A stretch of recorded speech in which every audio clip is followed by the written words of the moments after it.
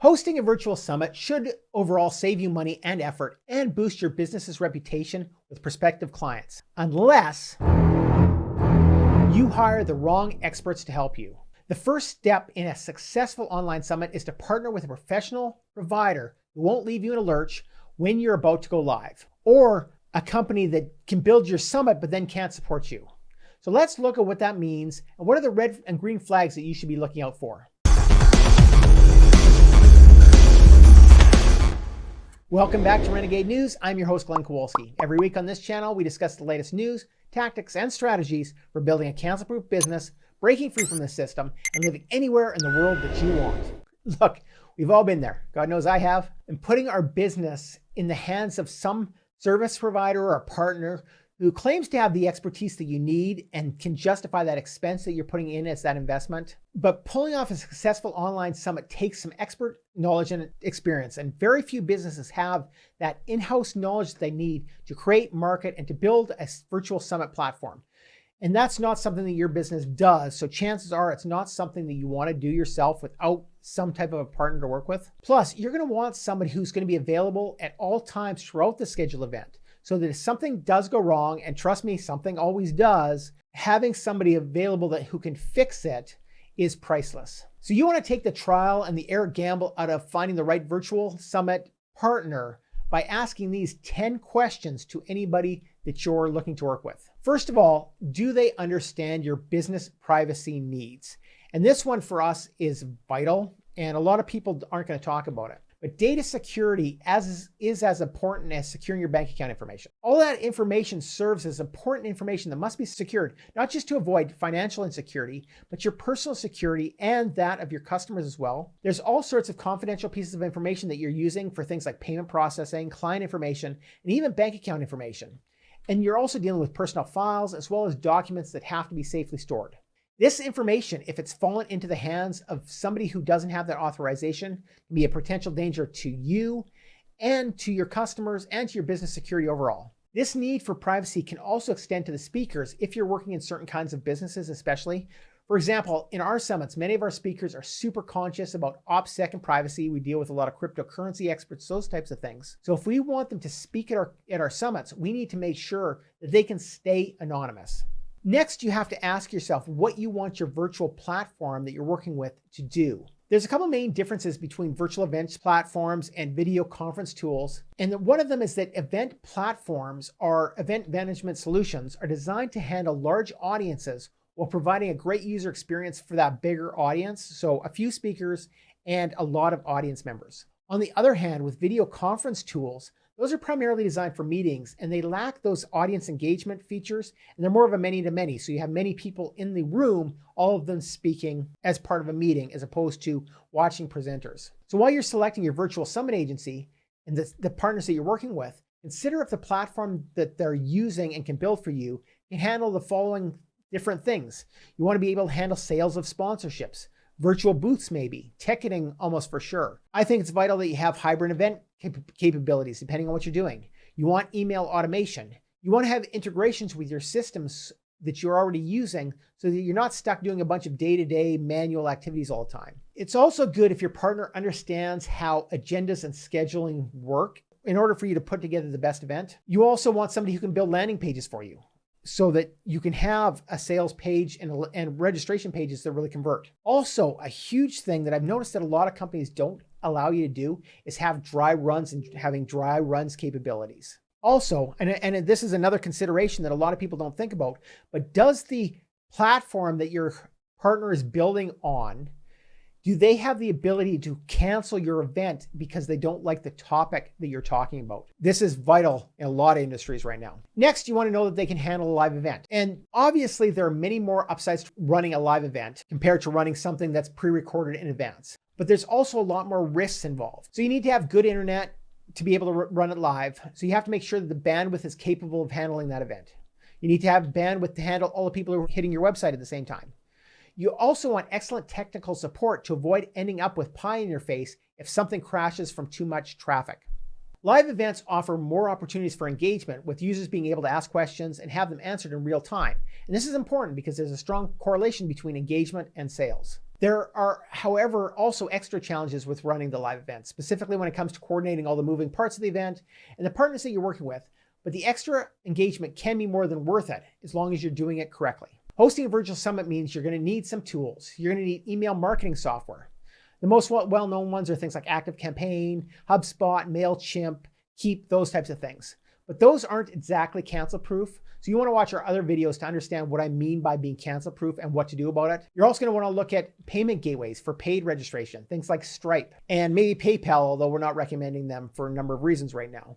And what about accepting Bitcoin and other cryptocurrencies? If you want to be truly cancel-proof, that's the way to do it. Next, you need some type of registration and member software, like things like Thrive Apprentice, Members Hub, MemberMost, all these different member systems that can take a registration and allow access to various things based on a permission basis. You also need the website platform that you're going to build on, for example, WordPress, HTML, or other types of platforms. You may need things like a CRM, like Pipedrive or HubSpot. ActiveCampaign has a CRM to actually manage relationships of your clients. How important this is going to depend on your business a little bit. Not a lot of information marketers, for example, might need a CRM, but if you're a coach and you're using calls, you're scheduling calls, those types of things, a customer relationship management system becomes very important. For pre-recorded summits, you're also going to need some type of video hosting. You can use YouTube, which probably isn't the best choice for most events. Things like Vimeo, Wistia, Adello, and there's a few other options depending on your own goals and your own needs. Also for pre-recorded summits, you're going to need to edit those videos. So you're going to need some kind of an editing software.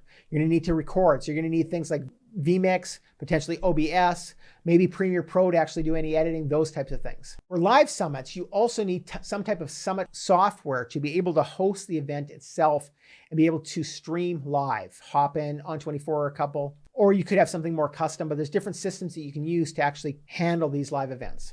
You're also going to want some type of social marketing software, things like Hootsuite and Content Studio, to actually be able to market and drive the marketing of these events to get the word out to your audience. Now, speaking of privacy, running live events, and becoming cancel-proof, we've actually created an entire system around making your business 100% cancel-proof and making a bigger impact in your industry with these summits. You can download our free cheat sheets by clicking on the link in the first pinned comment. The next question that you need to ask your provider is, what support do they offer during the event and what's their response time? This point is so important that I'm going to mention it twice.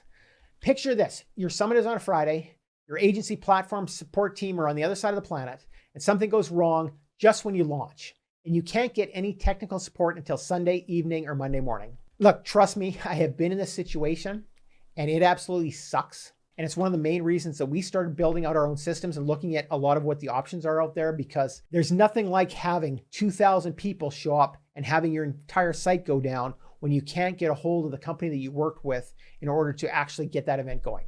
And even if you've tested or retested everything, there is still plenty of chances for some type of a tech issue to come up during the live event, and you want to be able to fix it and keep going.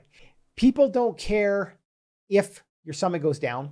If you go down for 10 or 15 minutes, 30 minutes, even an hour, people are not going to care as long as you communicate with them that you're working on the problem. But if you have a partner that you can't get until Monday morning, you can't broadcast to your guests what's going on. You can't tell your speakers to hold on or give them an update on the situation. You're in this really bad situation, and that's when people start to get pissed off. However, if you have a company that you can deal with, you can let your people know that you're working on it. You can let your customers know that's coming. And most people are very forgiving if those types of things come up, if they know you're working on it and there's something you can do and you communicate with them. So you want someone who's available to fix any type of tech issues that pop up.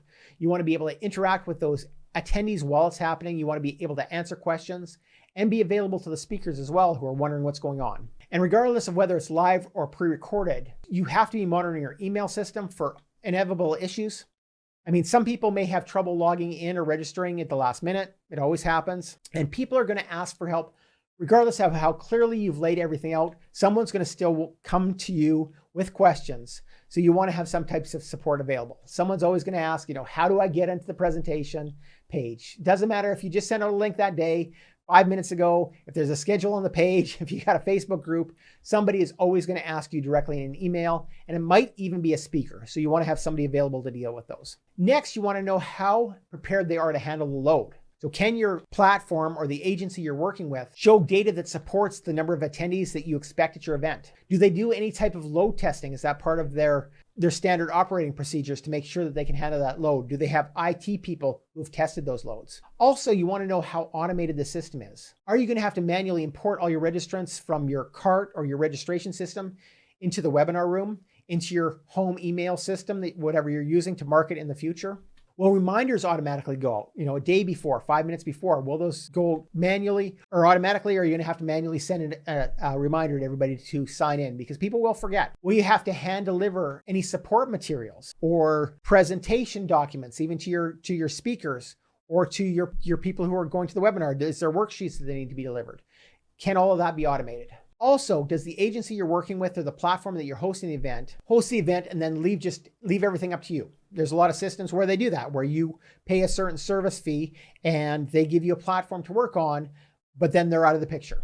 And you have to think about that, because if you want a flawless operation throughout the entire product lifestyle, you're going to want the best technical marketing. You're going to want specialists who are planning, developing, creating, and executing that online summit, both from a marketing and a technical support standpoint, so that when it's done, you're cutting through all the different marketing noise that's going on. You're delivering an exciting and engaging message to your audience. And you also want help for assistance in putting together this event.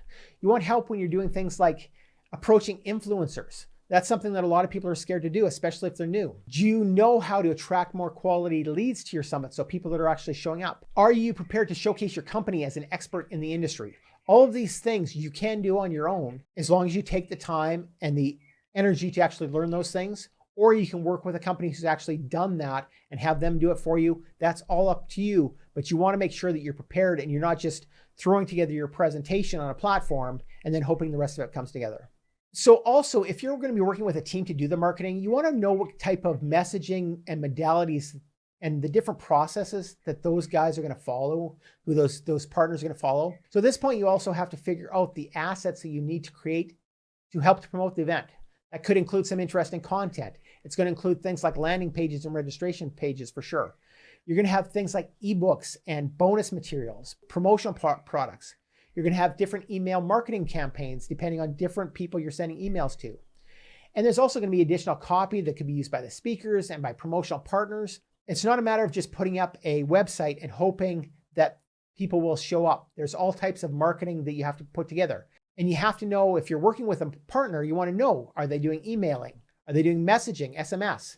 Are they building a funnel? Can they handle upsells and bump offers and those types of things? For example, one of the summit styles that we use is we'll have a free summit, but then we'll sell all access passes after.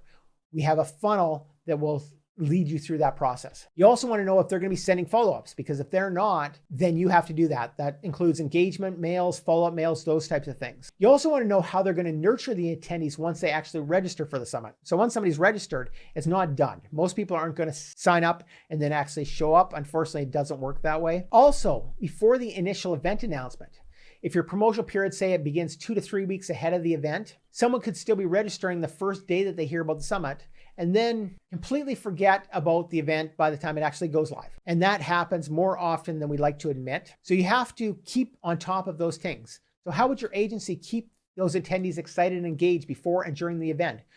Once somebody signs up, you have to continue selling them on why they have to be there, because the event itself is critical to the next step. Sure, you get a lead, I guess, if you just get an email address, but if you're not engaging those leads and those people don't show up, you can't further them in the process. You can't nurture them into becoming customers for you. So it's a beneficial strategy to have multiple points of entry through which people can get into the summit as well. So that means having multiple landing pages. You want email outreach campaigns. You want lead magnets and other deliverables, and different ways that you can get them engaged and into that whole summit process.